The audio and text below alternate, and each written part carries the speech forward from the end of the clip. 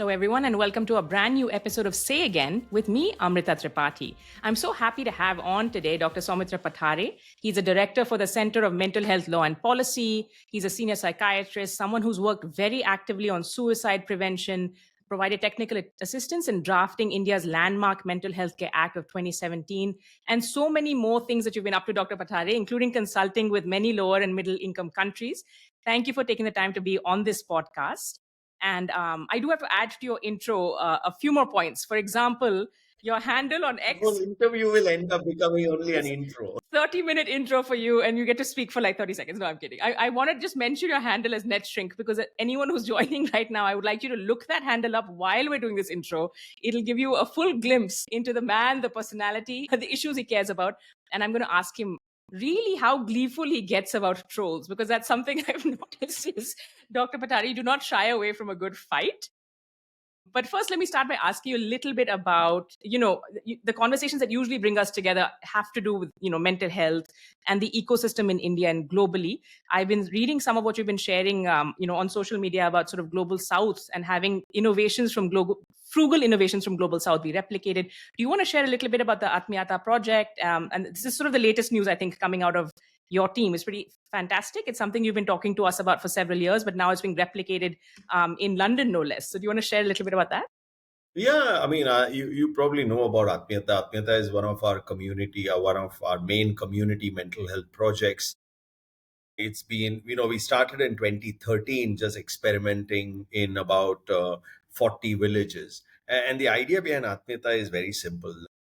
We know that there is a mental health deficit in rural areas. People in rural areas don't have access to mental health care, or if they have to access mental health care, it can be extremely expensive. They have to travel to cities and all of that stuff. The second thing that we know is that not everybody who has a mental health problem actually needs to see a psychiatrist. Now, that might sound bizarre, but if I can use the analogy of a common cold, okay? If you have a common cold, you don't rush off to see a chest specialist at the intensive care.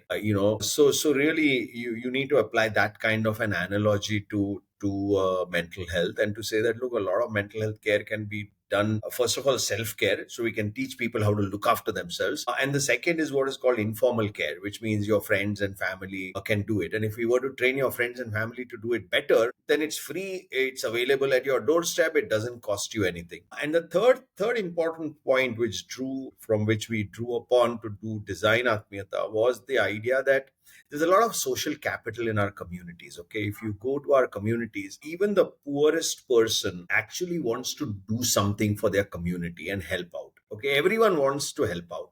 And now, not everyone is going to be a philanthropist who can donate 100 crores, but in their own sort of way, they can donate their time, for example. And people like doing that. People want to do that. And there's a lot of leadership in our communities also. And I don't mean leadership as in political leadership, but the ability to lead, design, do things together. A lot of people have that. So drawing upon all of this is how we designed Atmiyata. So Atmiyata works with village panchayats.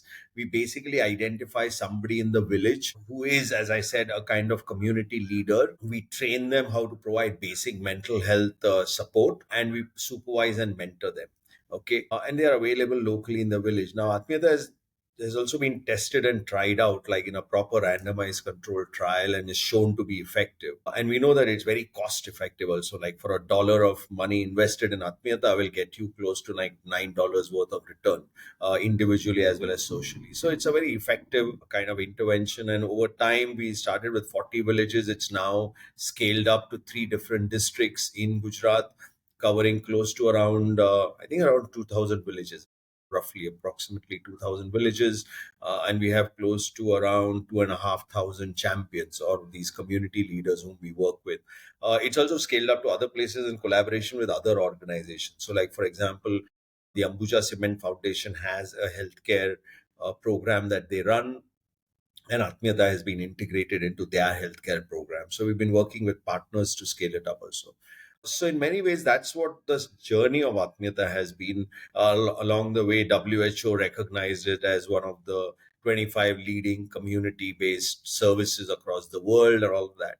And the latest is really because some colleagues in London whom we know who work at the University of London said that, listen, can we try this out in London? And so the grant that we've got is to try and adapt Atmiyata for London. And we are working with the local council. Newham Council is like the municipal body there. And there's a Newham Mental Health Trust. So we are working with the health and with the local council to redesign Atmiyata for London, so as to speak.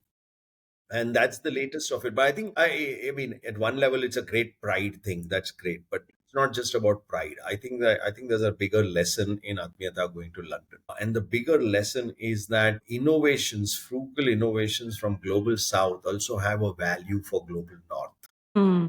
And in many ways, global South is pretty good at frugal innovations out of necessity, not out of choice. And so when, like for example, initially all of Atmiyata's work initially was funded by Grand Challenges Canada.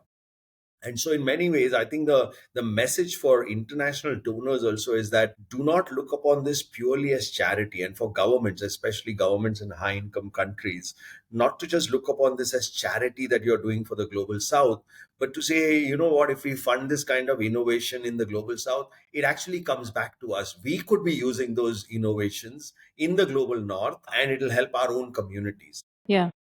To rather than just see this as, oh, we are doing charity and helping the global South do something.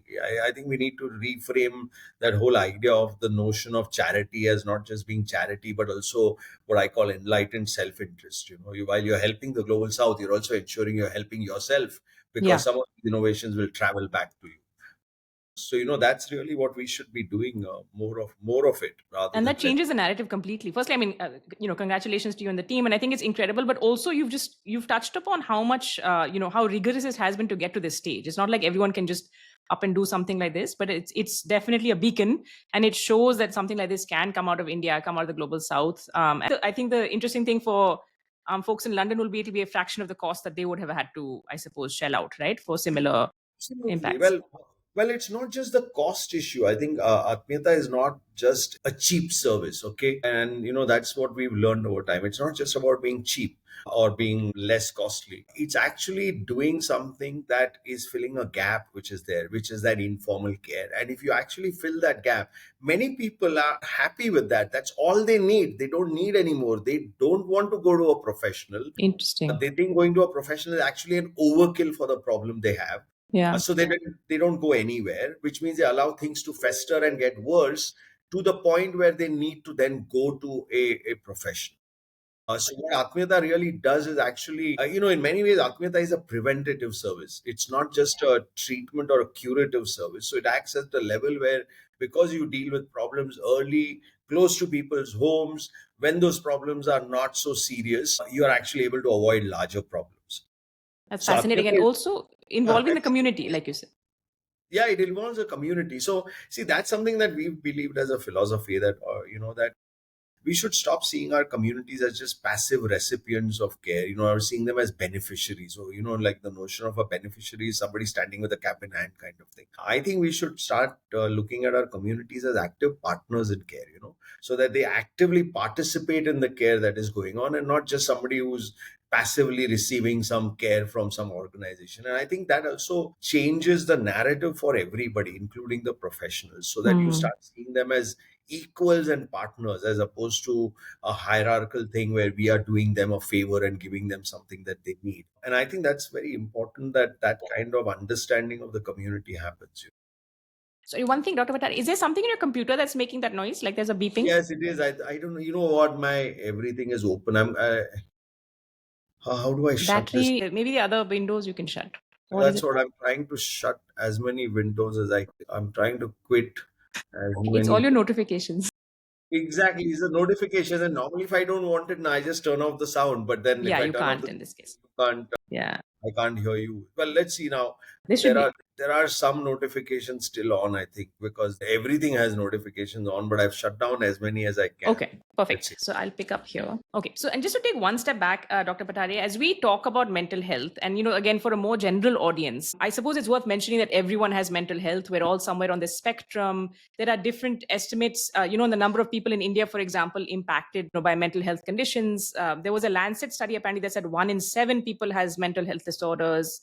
Earlier, there was an estimate that was 1 in 10. Can you talk to us a little bit about one, the numbers, and two, the importance of preventive care? As you're indicating, not everybody needs to go straight to a psychiatrist. Can you share a little bit of context? The numbers that are frequently floated will be like the rule of the thumb that people use for communities is like 1 in 10. Okay, so 10% of the population at any given time, if you look at it cross sectionally, is likely to have a mental health problem. But that 10% is a very heterogeneous group. Okay, not everyone has a serious mental health problem. Out of that 10%, barely 2 or 3% will have a severe and recurring mental health problem. People who might have a mental health problem which goes on for years or decades.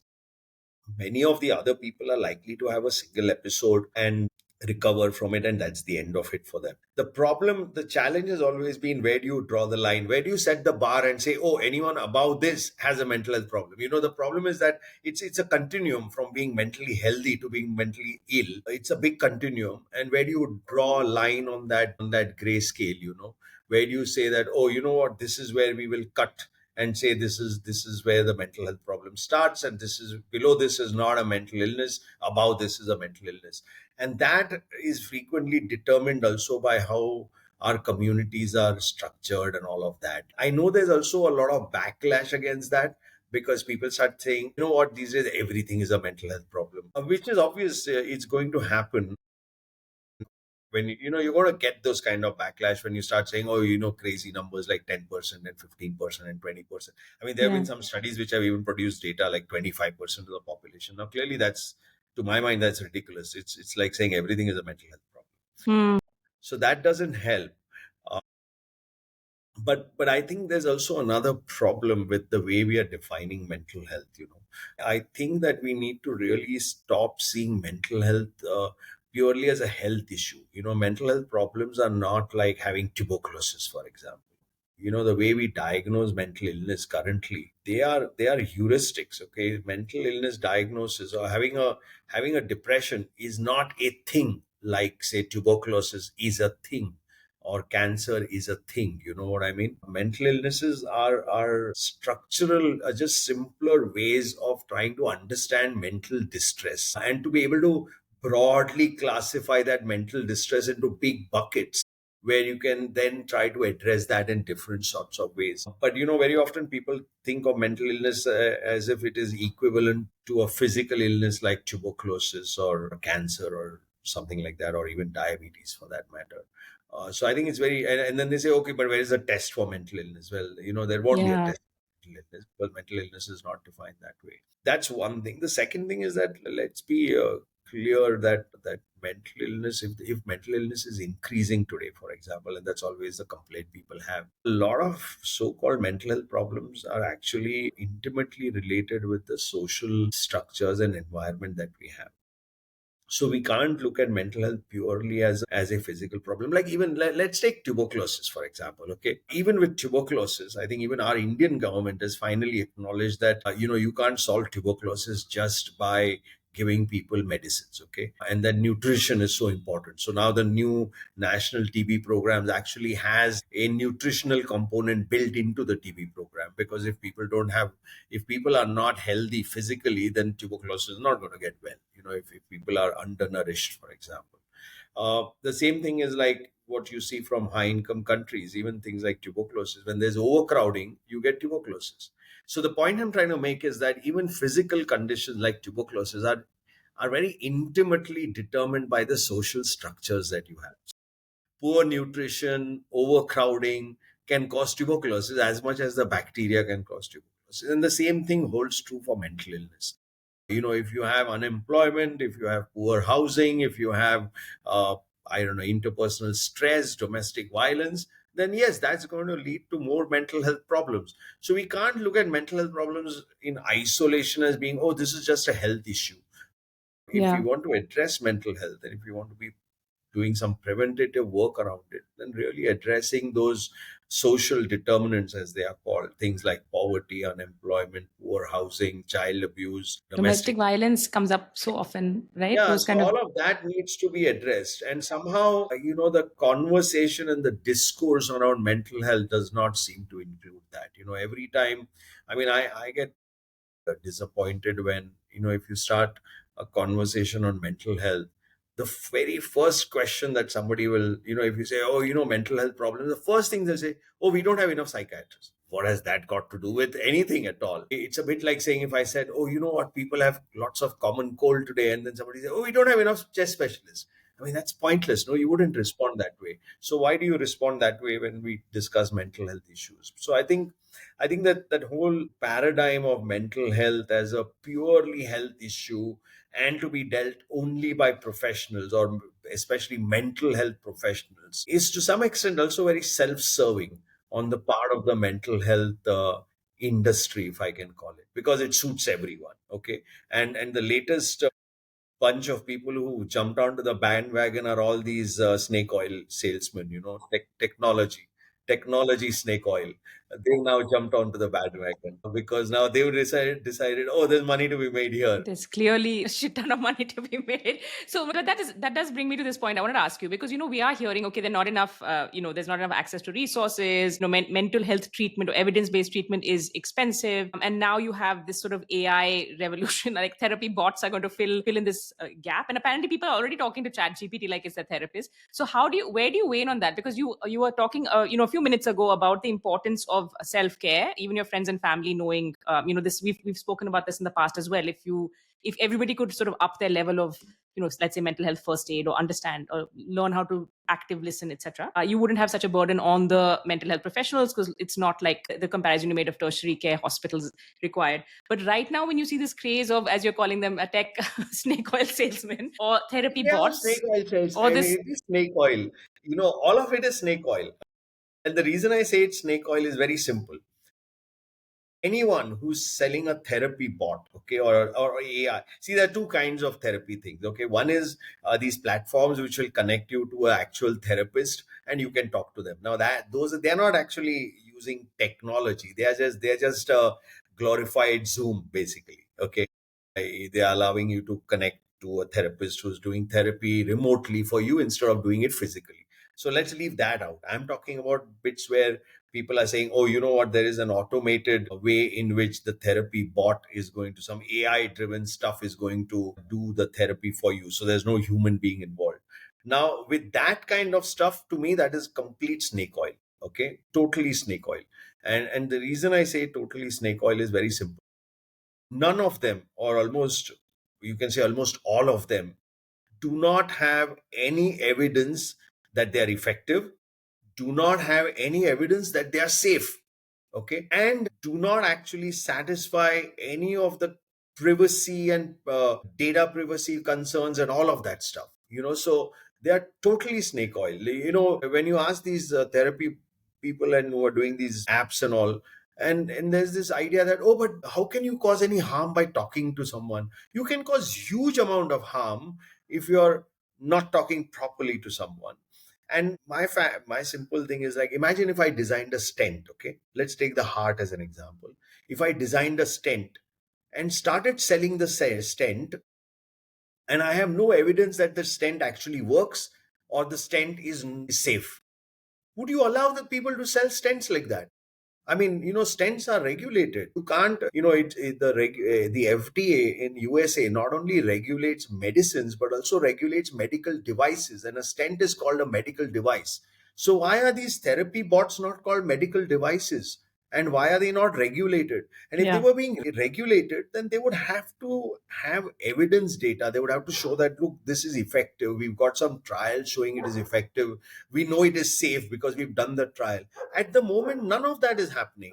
At the moment, some couple of tech bro kids will get together and write some software and say, here is a bot, and put it out in the market and start collecting cash. I And mean, this is data. Oh God, what are they doing with everyone's data? That's also the scary thing. what are the Yeah. privacy concerns? Like, what Yeah. happens to people's data? Where is all this stored? How do we know it's not going to get leaked? And there was a celebrated case from Scandinavia, isn't it? One of the therapy bots, therapy kind of apps had a big leak, and everybody's data was then out there where everyone could be identified and all. So, to me, this is complete snake oil, to be honest. And dangerous, right? Yeah, absolutely. You're It right. is Yeah.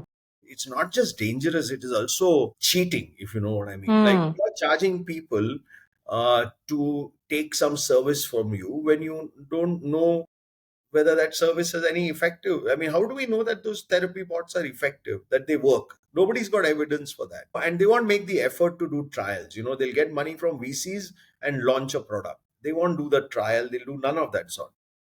So you're clear that there's a great potential for harm, misuse for the Yes. individual.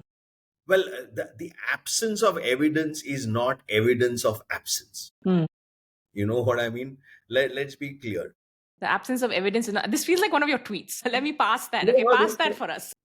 no, the absence of evidence is not Evidence evidence of of the absence. absence of harm in this case. And so do you think that's going to be the next big wave of like sort of regulation trying to run? So, you were instrumental in the landmark mental health care act that we have in India, which by all accounts is super progressive. Puts rights at the basis of the legislation, I think, for the first time. And of course, there have been so many conversations over the years about execution, where things are sort of lacking. But do you think this is the next big area that needs to be legislated, or does it need to be studied first? Or because clearly this is happening. I think it needs to be regulated. And I know that the tech industry just hates regulation. They see that as something archaic and that they should not be burdened with it. But I'm really sorry, if you're going to get into the healthcare space, then everything in healthcare is regulated. Why should tech not be regulated? So this notion that somehow mental health tech should not be regulated makes no sense when all other technology that works, healthcare technology, is regulated. The same regulation should apply to mental health tech also. Yeah. And this idea that we will self-regulate, well, they're not self-regulating. There's no regulation. That is true. But then, to the point when we had, and there have been a few conversations on this also, where people have had, not great experiences. And I'll talk about the Indian context, maybe lack of regulation, maybe lack of standardizing. But you hear from individuals anecdotally, like let's say that they've had distressing experiences with therapists, gone off therapy completely, but still would like to talk to someone. And they find that ChatGPT, let's say, is very friendly, and and they're having these conversations, or it could be any of the LLMs. What would your suggestion be to them? Like, I mean, just to be sort of careful and mindful. I mean, it's a generic thing. But for example, if I were to tell you I'm super stressed, I had a terrible, time, toxic workplace, I don't want to talk to anyone, I don't want to go to therapist, but I put all of this info into ChatGPT. My first concern is you're obviously giving way too much identifying info. But what would your advice be to someone who's saying, I'm getting some sort of support from this AI tool? Absolutely. You're probably getting as much support as if you had a friend and went out for coffee with them. And that's about all the level of support you're going to get out of them anyway. You're not going to get anything more than that. And it's actually it's much more better to go out for a coffee with a friend, and talk about the fact that you're stressed, and they're likely to give you quite contextual advice. And it's a person, it's a real human being who understands context and who might have biases. But the reality is that even ChatGPT has biases. So if you're thinking you're going to get some biased free advice out of an LLM, forget it. That's not true at all. And my worry about LLMs, and this is my really big worry. Trigger warning. We have a mention of suicide coming up. If you or anyone you know is feeling distressed, please pause this recording and reach out for help. Do know that help is available and that you're not alone.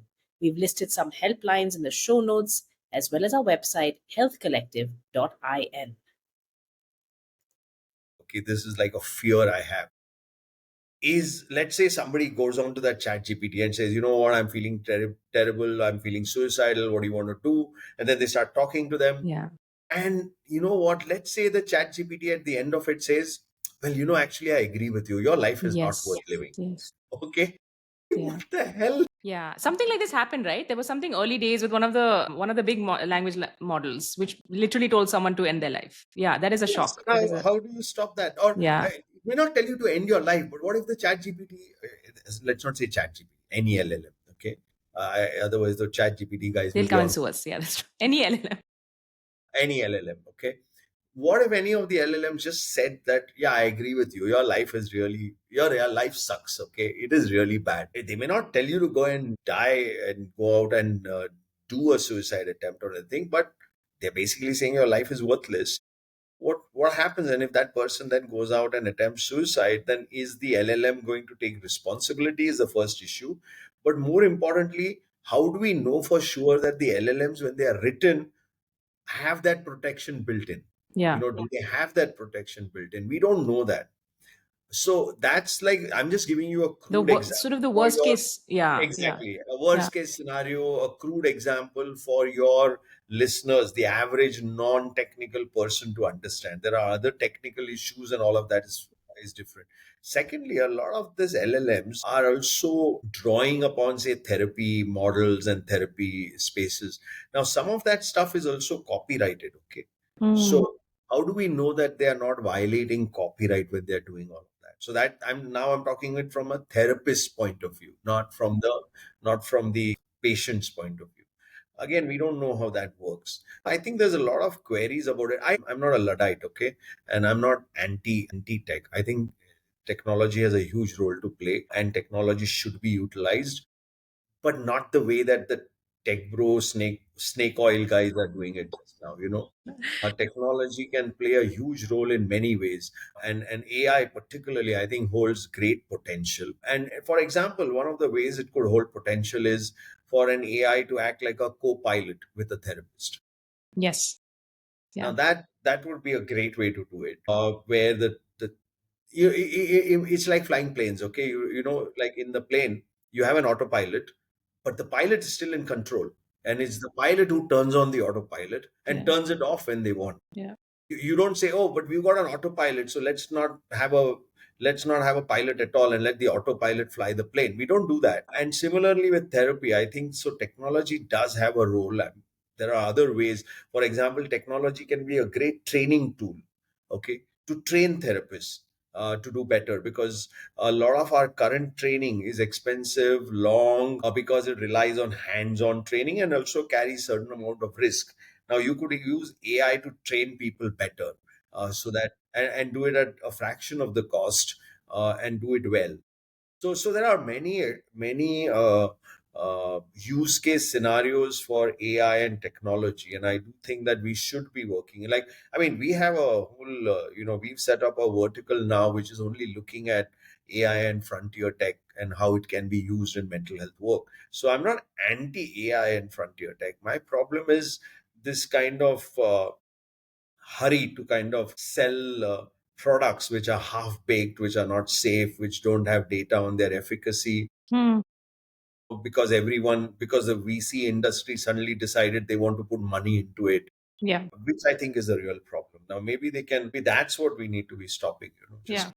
And I'm definitely interested to talk to you down the line also, but like, what you learn as your team explores this further in terms of the use cases. By keeping an eye on the time, I do want to say, for those of you, we'll use this opportunity to mention that I got to co-author a book with Dr. Pathare and Dr. Nadkarni on suicide prevention, which we would highly recommend you pick up for your organization, institute, or even to read. At one point, I think it was last year or so, Dr. Pathare, I was asking you about, we were talking generally about the gloom and doom with the publishing industry and not enough copies get out. But you said, as far as you're concerned, it's already a success because somebody had asked you to, I think it was fly down to Odisha and help implement some of the suggestions. Can you tell us a little bit about that? And of course, we'll put some information, about the book and helplines available for anyone who needs them. I don't want to take names and confidentiality, so I'll try and avoid it. But basically, some policymaker who happened to be at an airport catching a flight picked up our book, read it, and then decided, "Wow, this is work I want to really be doing." And then got in touch and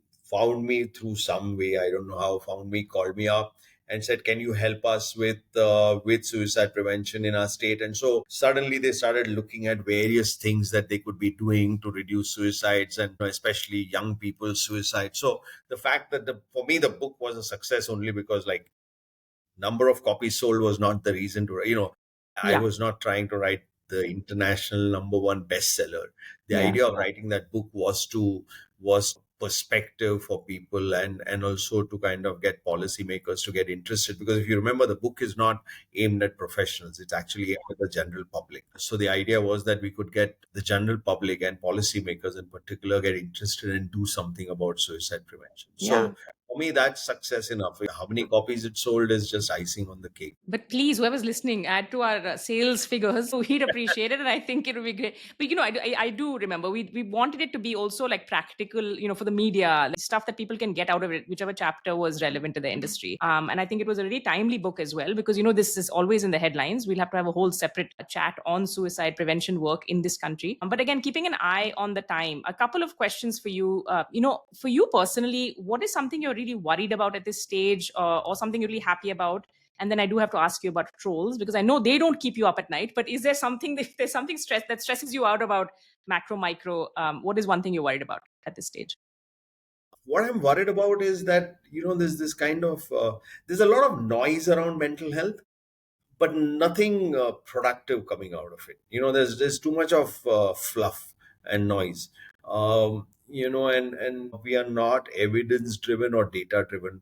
The thing that really annoys me is how everyone and their dog and their grandmother think that they are a mental health expert. So the minute there is a problem and you say mental health problem, everyone will offer you advice.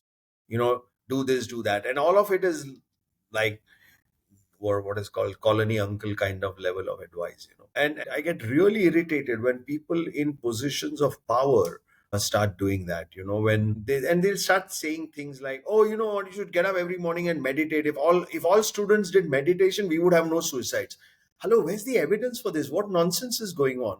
And clearly this colony uncle kind of character doesn't have a clue what caused suicides, what will work. And so when it comes to mental health, everyone's an expert. But imagine if I did that for tech, if I started talking technology when I have no understanding or expertise in technology, they would all laugh at me. But why do people feel that, oh, mental health is like, open season for everybody to offer their own advice on what works? And that is also tied in with this.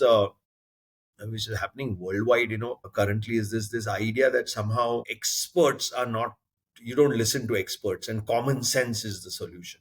There's this whole movement away from expertise and intellectual expertise towards thinking, oh, everything can be solved with common sense. And that also feeds into this kind of stuff. Whereas the reality is that you do need expertise. And it's time we actually started listening to some of the experts. Now, if you're listening to the wrong experts, or if you're listening to the experts blindly, then that's not a problem about expertise in general. That's a problem about how you're using experts. So that really irritates me. It irritates me when everyone has, it's like, and I am sure that there are other sectors we do the same. And you can see that happening currently, for example. Now, everyone's a defense expert. Everyone's an expert on national security. Exactly. Like, everyone has a solution for it. I think last month everyone was an expert in the economy, right? Like it was Yes. like on trade wars and tariffs. That is true. Okay, that gives me a nice segue into your Twitter or X persona. So at some point, did you decide that this is going to be where you go to, like, just you're going to pick the good fights? I don't think like you pick fights. I feel like you're very but you also have this, that phrase of no F's left to give. I feel like that's the vibe I'm getting from your ex nowadays, because it's not just about mental health, obviously, anymore. It's about, like, people will say somebody will say something stupid or tag you in something stupid. And then I feel like you're just like, wait, it's my job probably to educate this person. Or what is the attitude with which you approach your social media? I know everyone says, oh, they get stressed out and all. I use social media to basically de-stress. Okay. So I go there to put it very crudely, kick ass and kind of de-stress myself, which is go around there and beat up a few people figuratively to kind of de-stress myself. But also, I think, I'm trying to do this. Okay. It doesn't always work. The thing with social media I've also realized is that, and especially Twitter, is that how you package your message and the language you use really matters. So if I gave somebody a long-winded technical explanation for something, nobody's going to read it and nobody's going to get it. But if I can make that into a pithy thing and say it very simply, then that message gets across. So I think one of the problems that I think professionals find on social media is the fact that they do not realize that, social media is just another form of media.